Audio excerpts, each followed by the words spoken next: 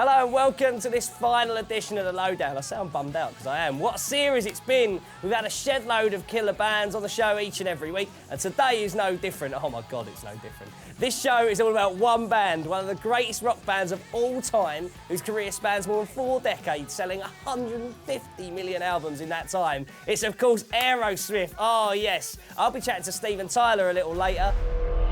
Firstly, let's get an absolute rager of a track on from Sunday's main stage headliners, Aerosmith.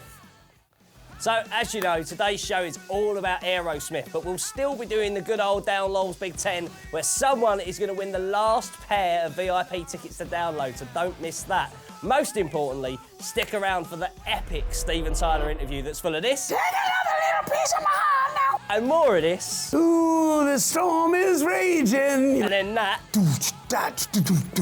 And well, yeah, plenty of this. Down, down, down, down. Yeah. Diddle-diddle-diddle-doo. It really is unmissable. My mind is blown.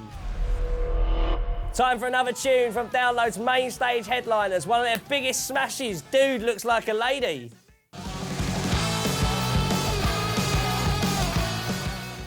Hello and welcome back to the Lowdown. This week's special guest is, of course, the one and only Steven Tyler.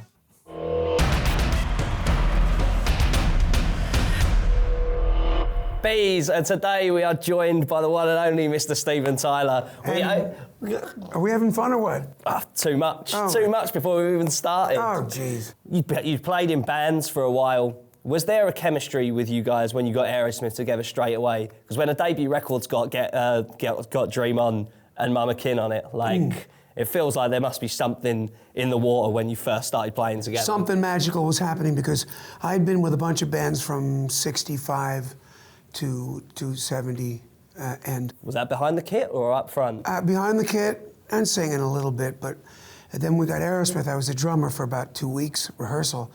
And Joey Kramer came in one day, Ray Tabano, who used to be in the band, brought him in, and just the magic. I stood up, we started singing, we did Route 66, but you can tell some kind of magic happened. I remember looking at the Kinks, Ray Davies and Dave Davies, right. Keith Richards and Mick Jagger. I never had a brother.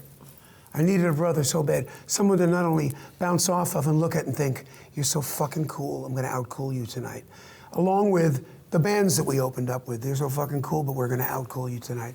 We're gonna out-rock your ass. We're gonna make the place, go crazy with our music. Those are the kind of early thoughts you had. But mostly it was to have a brother. To be in a band. And I thought, we all looked at, we never once thought we couldn't do it. I think that was part of making it. We didn't know we couldn't. I didn't really think about failing much. It was more about, we wrote a couple songs and getting them across. How, where?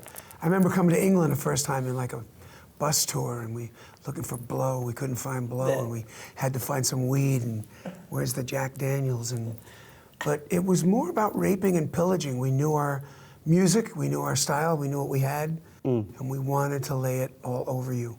And like you mentioned, that competitive edge within the band as well as with the other bands you played. Yeah. Did that kind of give it an edge as well? Like that extra bit of danger? Because it wasn't like, hey, we're just happy to be here. It's like we're Aerosmith and we want to be the band that you go and talking about. It was a complete thing. It was Joe and I bouncing off each other. It was,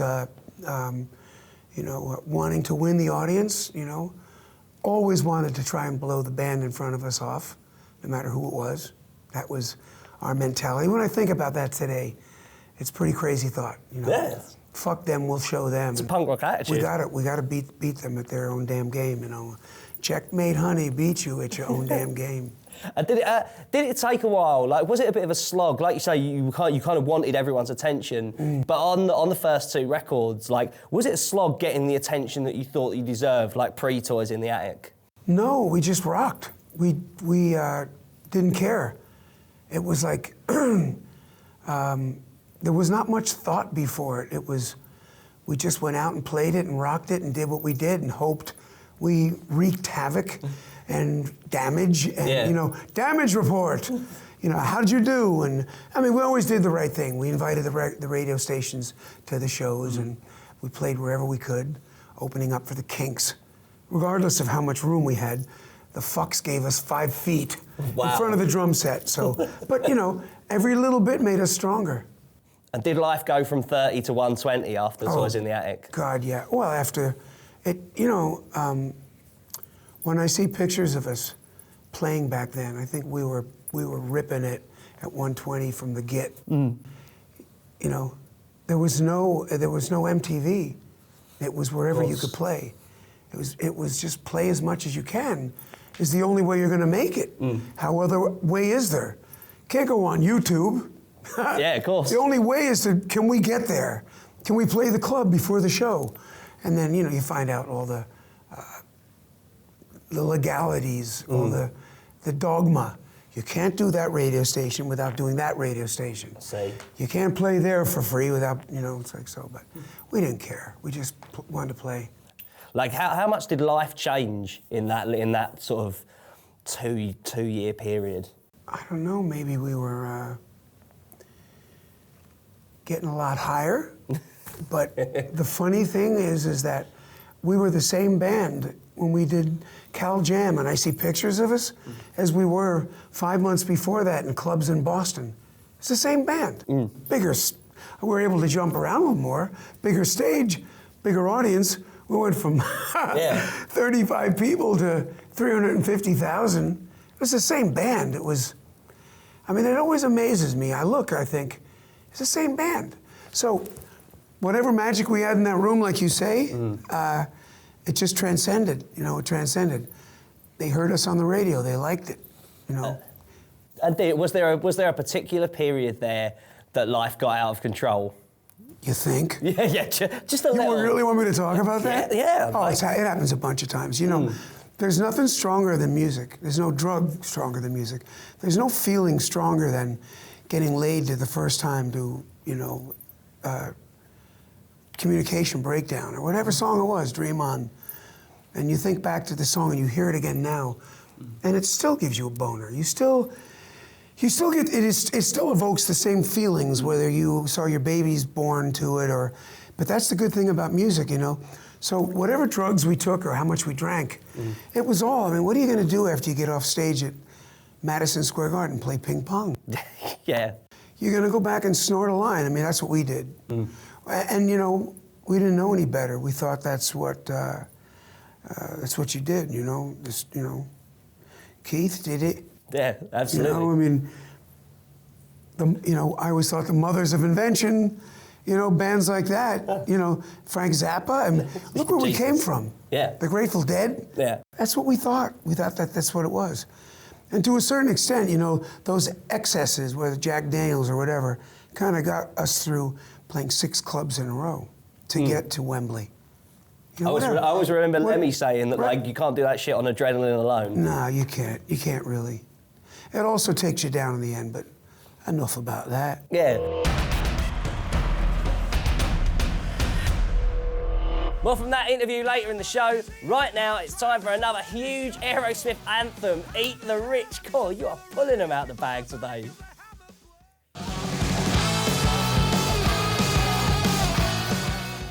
Hello and welcome back to the Lowdown, the official Download Festival TV show with me, Bees. It's part 3, which means it's time for the Download's Big 10. Ask a silly question, give a silly answer, best one wins, bring it on, here we go, last one.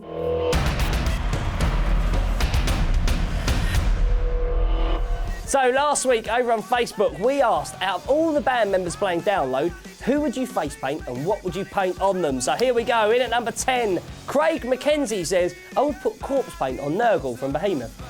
Wait, see what you've done there. Number 9, Ben Birkinshaw said, I'd have a rubber panther, plastic panther, wooden panther and a cardboard panther. That's a different panther for all the different members of Steel Panther. Number 8, Alistair Scanlon says, Zach Wilde does Seabiscuit, so then he can sing the words Crazy Horse I Am. Number 7, Andrew Cruttenden, all right mate, said I'd paint a pretty rainbow on John Gallagher of Dying Fetus. That'd be pretty rad. Number 6, Victoria Loves the Cake Smith says I would face paint all of Status Quo to look like Slipknot. Number 5, Dave Scott says, I'd paint the words Kevin Bacon on Miles Kennedy's forehead. He really does look like Kevin Bacon. How have I never noticed that? Number 4, James BVB Toothill says, I would paint a tree on Patrick Stump's face so he is no longer a stump, he is upgraded to Patrick Tree. Number 3, David Relf says Noodles from Offspring would be painted with chow mein. Number 2, Tia Meadows Quinn says a Caesar salad on Lily Sykes. And number 1, Rob Dixon says I'd paint a woman's face on Steven Tyler because dude looks like a lady. Congratulations, Rob Dixon. You're going to download 2 VIP tickets coming your way. We'll be in contact over Facebook. The rest of you, sorry, there's no more tickets. It's the last of the series. Right then, back to our interview with Mr. Steven Tyler. We are not worthy.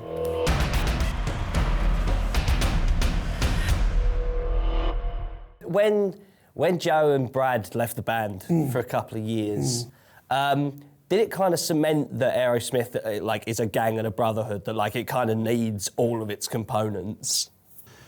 In the end, the first part of the year, I was so pissed off. I said, what the fuck are you leaving for? Why would you leave? That's because I wasn't writing lyrics and I wasn't finishing what we would get together in a room and write the songs. And then I went out and took them and wrote the melody and the lyrics and all that. And I was too busy getting high, and they got pissed off at me for it. I thought, well, what did you do last night? You don't miss your water till the well runs dry, right? Mm-hmm. So when they were gone, and Aerosmith was broke up, it was like, I don't have a horse. Where's my horse? Mm-hmm. Where's the magic in my life that I had before?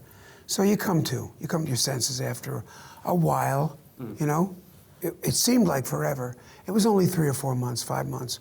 But I heard that he was playing with Alice Cooper, and I got incensed. Give me his fucking phone number. Where is Joe? I got on the phone, I said, you're playing with Alice fucking Cooper? I said, get back here, we need you in Aerosmith. And that was the call. Wow. That was it. It was, sometimes, when you're pushed, we'd only played every town in America 7 times by the time between 72 and 78.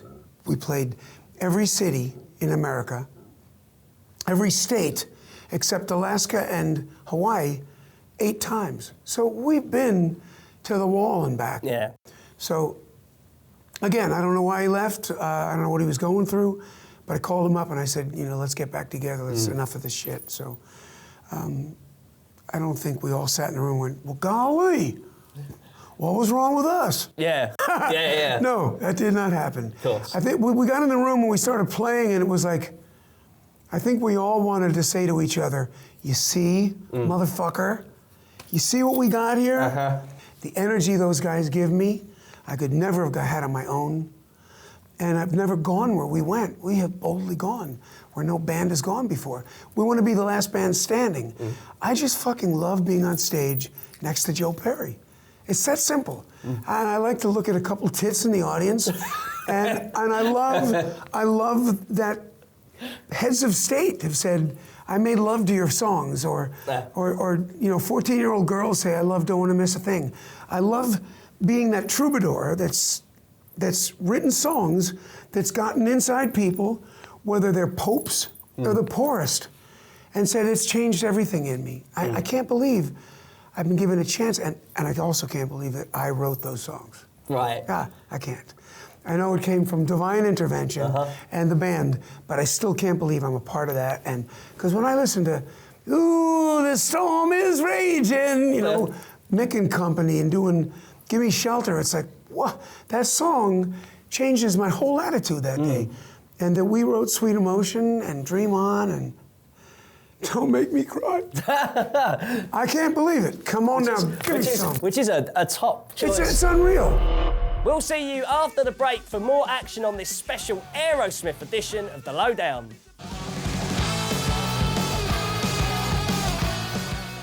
Hello and welcome back to the final part of The Lowdown, the official Download Festival TV show with me, Bees, Steven Tyler.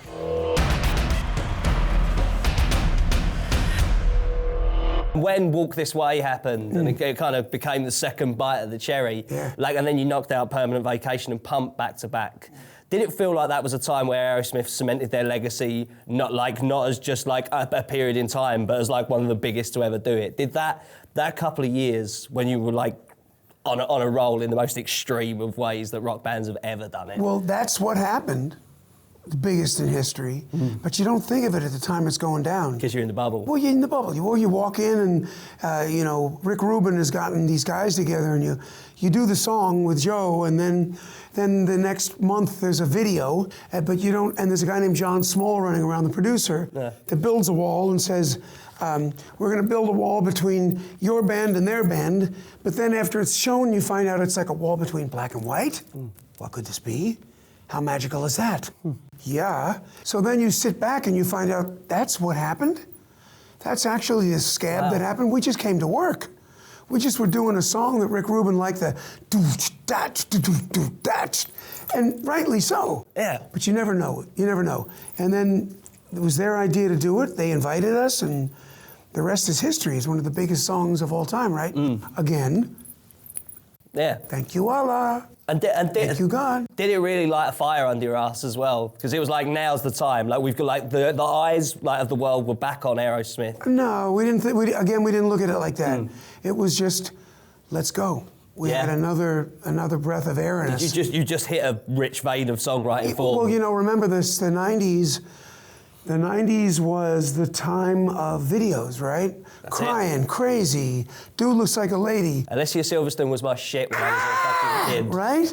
And I'd wake up in the morning, I'd watch myself on TV and go, Joe, I think we got something here. It was an incredible era. Those videos were,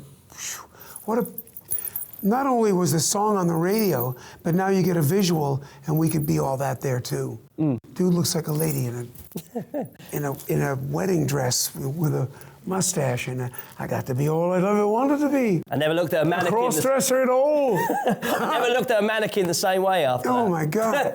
I remember being in the trailer and, there was a mirror and I'm peeing in the trailer like this in the toilet and looking in the mirror, and this side was the woman with the blonde hair and I'm peeing, and I went, and it quite stopped it. It stopped the flow for a minute, if you know what I mean. Yeah, absolutely. I know there's a lot of people that say, I like the old Aerosmith. I don't like Pink. Yeah. And Don't Want to Miss a Thing. And Dude Looks Like a Lady. And, well, music is music, man. You know what?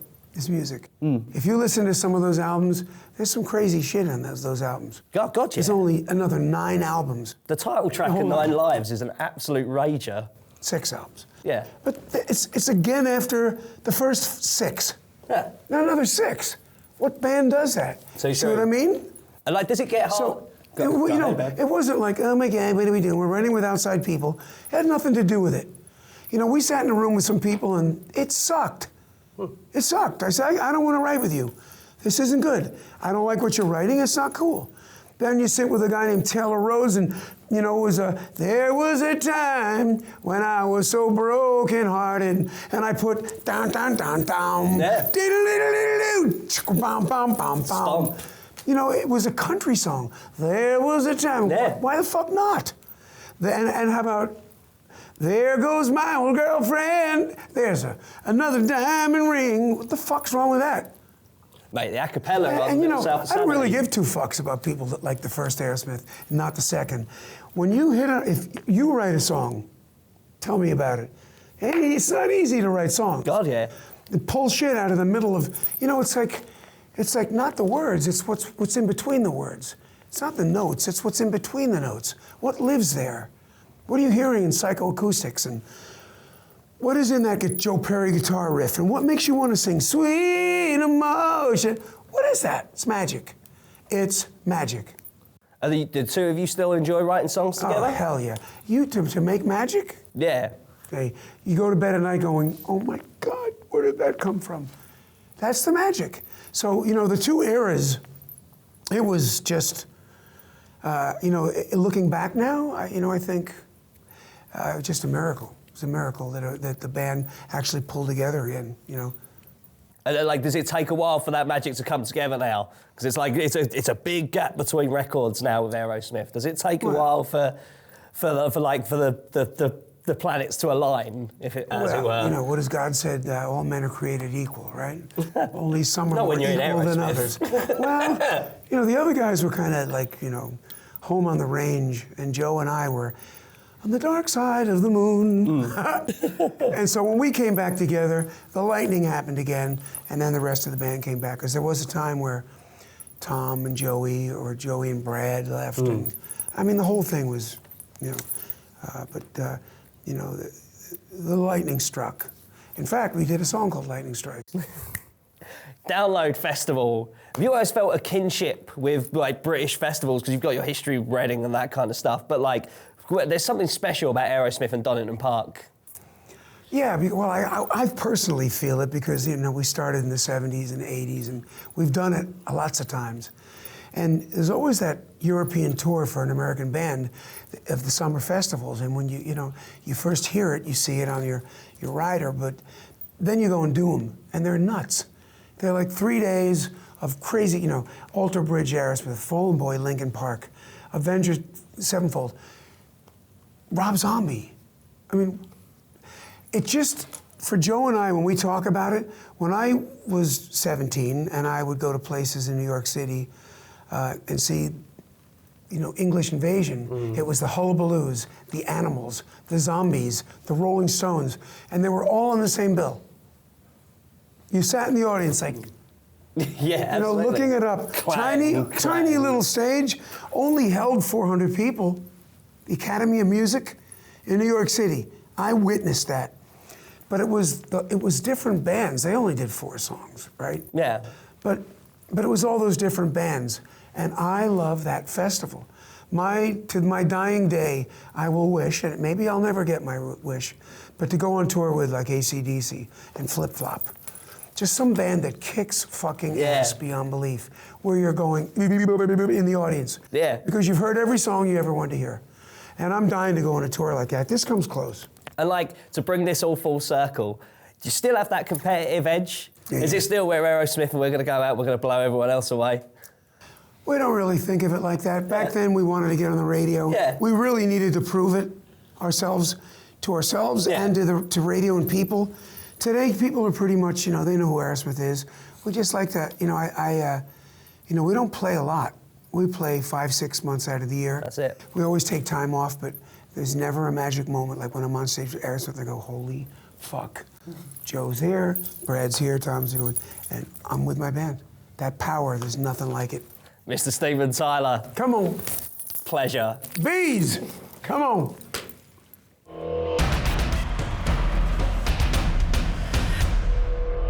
Well, that's the end of the show and the end of this run. I'm actually gutted. If you missed any of our interviews, you can check them out on Download's YouTube page. For those going to Download, see you in the field covered in beer and mud like the rest of us. Everyone else, we'll see you in a few weeks for our Lowdown live at Download shows the weekend after Download. Hopefully, you'll all stay safe. You know, CrossFit have given you enough festival tips, haven't they? See you later.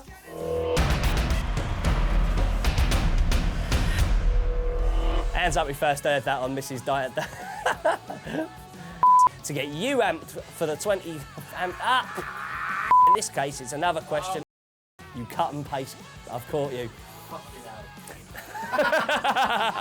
I'm not saying tatty bye-byes. I'm not saying it. I just won't say it. Tatty bye-byes.